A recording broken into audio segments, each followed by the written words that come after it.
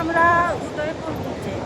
উদয়পুর, কিন্তু কোন ব্রিজটা বেশি কোন সেটা ভালো লাগলো বেশি সব থেকে? হ্যাঁ, মোহনা, মোহনাটা। মোহনার ওই জায়গাটা ভালো লাগে। তারপরে উদয়পুর কিছু ভালোই লাগে। নিউ দীঘা? নিউ দীঘাটাও ঠিকই আছে মোটামুটি, কিন্তু নিউ দীঘাটা আবার ভিড়, ভিড় প্রচুর, এখানে অতটা একটা আর ভিড় ওখানে নেই। প্রচন্ড পাথর, হ্যাঁ প্রচুর প্রান্ত। পাথরের জন্য নামা যায় না। আর এখানে যেরকম জায়গাটা খুব সুন্দর, চারপাশে বালি, একদম কোনো পাথরের কোনো ইসেই নেই।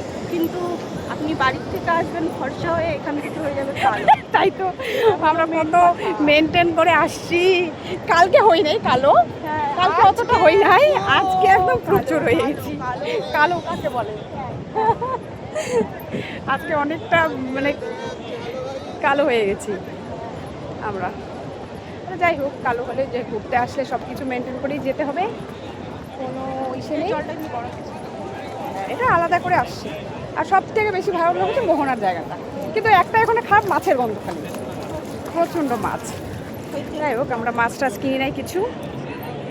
আমরা এসেছিলাম শুধু এখানে স্নান করতে, স্নানের ভিডিওটা করতে পারলাম না। এখন যাচ্ছি হোটেলের দিকে, খাওয়া দাওয়া করতে হবে। এই যে উদয়পুর, কালকে নিউ দীঘা গিয়েছিলাম, আজকে উদয়পুর।